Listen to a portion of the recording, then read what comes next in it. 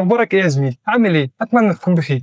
كل يوم بنفتح برنامج زي الواتساب، الفيسبوك، الفوتوشوب، الجوجل كروم، كل الحاجات دي. بس هل إحنا في مرة وقفنا وسألنا نفسنا هي الحاجات دي عبارة عن إيه؟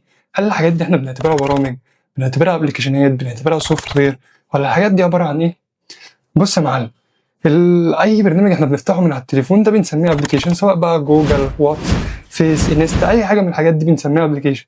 تعال نخش في الحلقة وهنعرف أكتر إيه الحاجات دي. يلا بينا.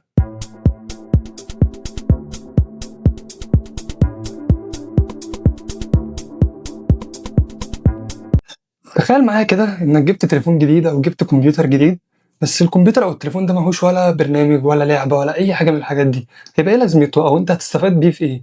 ولا اي حاجه. طب تعالى بقى نعرف يعني ايه ابلكيشن. الابلكيشن ببساطه كده اي برنامج انت بتثبته عشان يعمل لك مهمه معينه انت عايزها على التليفون بتاعك او الكمبيوتر بتاعك. زي ايه مثلا؟ زي مثلا لما افتح اليوتيوب مثلا. لما افتح اليوتيوب انا بتفرج على فيديوهات معينه او حاجات معينه. زي مثلا لما انزل برنامج الفوتوشوب مثلا يبقى انا عايز اديتنج او اعمل حاجه معينه.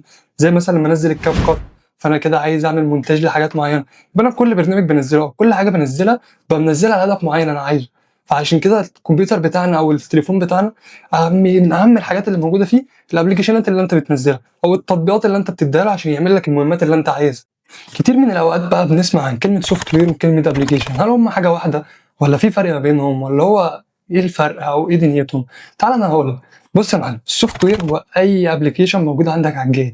تمام، اي بقى ابلكيشن انت بتستخدمه سواء واتساب، انستجرام، فيسبوك، تويتر، اي حاجه. وفي نفس الوقت هو اي اوبريتنج سيستم موجود عندك على الجهاز. يعني اي اوبريتنج سيستم او اي ابلكيشن بنعتبرهم سوفت وير.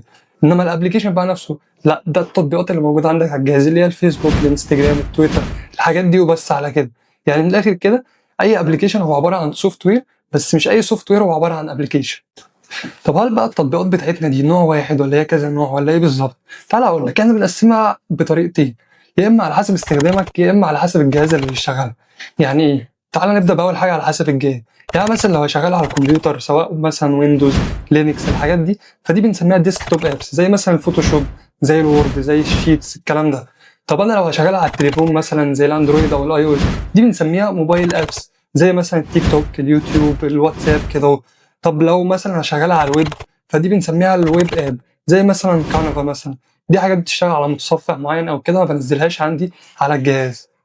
تاني تقسيمه عندنا مثلا زي اللي هي قلنا على حسب الاستخدام، زي ايه مثلا؟ زي الانترتينمنت ابس مثلا، اللي هي برامج الترفيهيه، زي مثلا اليوتيوب، التيك توك، الحاجات دي. او مثلا زي البرودكتيفيتي ابس مثلا، البرامج بتاعت الانتاجيه. زي ايه؟ زي مثلا ان انا اشغل برنامج الوورد، الشيتس، الحاجات اللي هي بتنظم لي حياتي دي او بتنظم لي الحاجات اللي انا بعملها في يوم. زي ايه تاني مثلا؟ زي الكوميونيكيشن ابس، البرامج اللي انا بتواصل بيها مع ناس تانية او كده، زي مثلا ماسنجر، واتساب كده. زي مثلا ايه تاني؟ زي مثلا educational ابس، زي مثلا كورسيرا، او زي مثلا خان اكاديمي، الحاجات اللي انا بتعلم منها الحاجات دي. تمام. فدي كده كان يعتبر التقسيمه التانيه بتاعتنا، ودي يعتبر التقسيمتين بتوع التطبيقات اللي احنا بنقسمهم لهم. دلوقتي بقى انا جيت فتحت المتجر بتاعي او الستور عشان انزل ابلكيشن معين مثلا، ولقيته بيقسم لي عندي الابلكيشنات لكذا حاجه، زي مثلا ان هو فري او ان هو بريميوم. طب ايه الفرق بينهم؟ ايه الفرق بين التطبيق المجاني والتطبيق المدفوع؟ تعال اقول. بص يا عم، اول حاجه معانا الفري ابس اللي هي التطبيقات المجانيه، ودي تطبيقات انا بنزلها واي حد ممكن ينزلها ويستخدمها على طول ويستفاد من كل حاجه جواها من غير ما يدفع ولا جنيه. زي مثلا واتساب، زي ماسنجر، ما بحتاجش ادفع فيهم اي اشتراك او اي حاجه عشان استخدمه.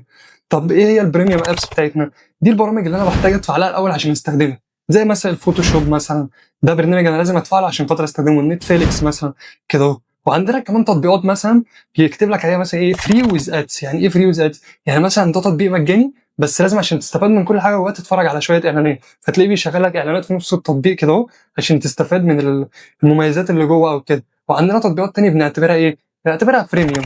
يعني ايه فريميوم؟ بص يا معلم، دي تطبيقات في الاول كده يبدا يديك المميزات، وبعد كده يقول لك عايز تكمل بقى ادفع. ادفع عشان تكمل معانا تاخد بقيه المميزات. زي مثلا ايه؟ زي كاب كات، تلاقيه في الاول بيديك حبه افكتات وكده تشتغل بيهم، بعدين يقول لك بقى عايز افكتات اكتر، عايز فلاتر اكتر، ادفع عشان تدخل معانا اكتر.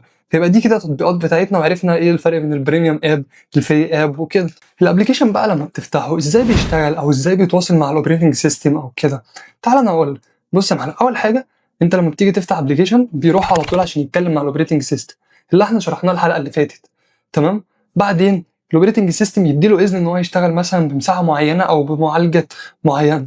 بعد كده الاوبريتنج سيستم يكمل معاه عشان خاطر يديله ملفات معينه ويخزنه في حتت معينه ويظبط له الملفات بتاعته. زي ايه مثلا؟ زي مثلا انا جيت دلوقتي فتحت لعبه كده معينه، فانا فتحت، فالاوبريتنج سيستم بيطلب من انه، فالابلكيشن بيطلب من الاوبريتنج سيستم ان هو ايه، يبدا لي اللعبه، يفتح لي اللعبه، فيفتح شاشه اللعبه، بعد كده يقول له شغل لي الصوت فيشغل له الصوت، بعد كده يقول له دخل لي اللعبه دي بقى انا عايز استخدم فيها مثلا الكيبورد والماوس تاتش وكده، فالنظام يجهز ده كله، وبعد كده الابلكيشن بتاعك يفتح. فيبقى ده كده علاقه الاوبريتنج سيستم بتاعك بالابلكيشن اللي احنا بنشغله.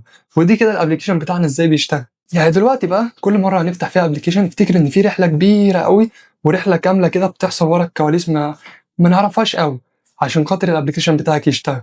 وافتكر على طول ان التليفون بتاعك من اهم الحاجات اللي فيه الابلكيشن، يعني لو مفيش ابلكيشنات انت مش هتستخدم التليفون في حاجه. لو عجبتك الحلقه متنساش تعمل لايك وسبسكرايب وتفعل زرار الجرس عشان يوصلك كل جديد. كان معاكم يوسف من قناه كودياك، سلام.